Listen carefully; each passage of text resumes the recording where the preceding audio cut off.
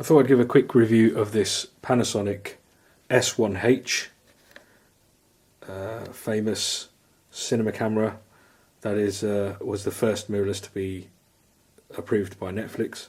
That's it from the front. That's it from the back. This round viewfinder is actually lovely.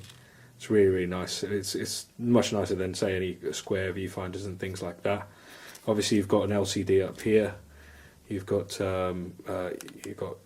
nice tactile buttons here. You've got all these nice white balance, ISO, exposure compensation buttons here. You've got obviously your wheel if you're used to any previous Panasonics or anything like that. The main thing I personally think that why this is just so much nicer than others is it's not so much the lovely 3.5 screen that flips out, because a lot of cameras now have a flip out screen like this, but it's actually the fact that you can tilt it as well. So you see that? So if I flip that back round, so normally when we're shooting, you know, and you're shooting like this, flipping out, the problem with flipping out and working on it like this is you're kind of looking, you're having to look sideways, you know, you're having to look over there sideways while your actual angle is forward.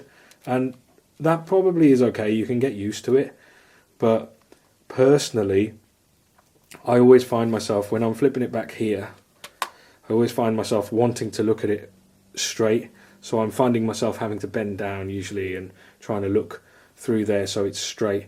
However, with this, which I absolutely love, is it's got that tilt. It's got a tilt. You can actually tilt it even further, so you can tilt it all the way there, and you can still you know, so you can, so it's in direction, and then you can, I mean, you can tilt and still twist it out.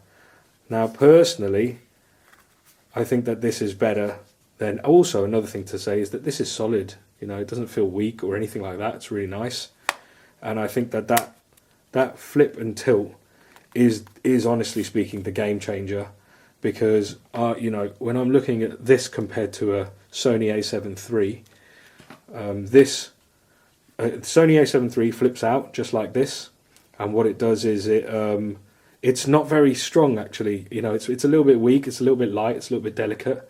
The Sony A7S S3, which is a lovely camera, but that's a problem. Like, I don't like that. I don't, you know, it's not great on it, and also it's only a flip out. So that means, you know, again, if that's all I can do with the Sony A7S III is just put it back here, and then obviously I'm back to trying to desperately see through there, or I flip out to here and then I've got to look sideways. And you might not think it's a real major issue until you're actually shooting, and then you realise it's not, it's just, it would be nicer. Whereas obviously on the Panasonic I can go like this and I can still stay, and I can still go down for those low down shots and back up, and I'm not having to look sideways, you know, or anything like that. It's nicely in, and it just makes a difference. It really does make quite a difference, if I'm completely honest. That's really the game-changing feature for myself that I find. So yeah, otherwise, you know, it's a lovely camera. It's a nice heavy camera. Heavy is good for when you're obviously trying to do you know, when you're basically trying to stabilize. Really, it has got image stabilization. I can't talk too much about the image stabilization because I'm just not testing it here. But the weight of this camera feels nice and heavy. So you know, when you put the lens on it and you're like that weight just helps keep it smoother. Now, size wise and ergonomics, that's lovely, nice in the hand. Yeah, nice in the hand. That is nice chunky camera in the hand. So nice and easy kind of camera. It is heavy-ish, but I thought I'd put it next to, just so you can see for scale. So that's the new Lumix, and here's actually a completely different camera. Obviously, this is a Nikon D300, which is a photography camera. But actually, the reality is this is my you know, APS-C camera, and it's actually really similar size-wise. It feels very, very similar to the Lumix S1H. So I guess to a certain extent I'm kind of used to this kind of feel anyway, and again it's got that nice kind of a little bit of weight. In fact, I might even go so far as to say the Lumix feels a tiny bit heavier than this. So that's, you know, that's a size-wise very similar. Let me see if I can put that in there. Size-wise, very similar in size. And then, funnily enough, you've got the little GH2, which I've had for years. I mean, this little thing's tiny. And again, I mean, even this had a flip-out screen. You know, I mean, Lumix is great, really. You know, and it's a solid screen. This is a really old camera, the GH2, and it's a solid screen. You know, it still works completely fine. But so when I'm shooting on here, see, this doesn't tilt out, unfortunately.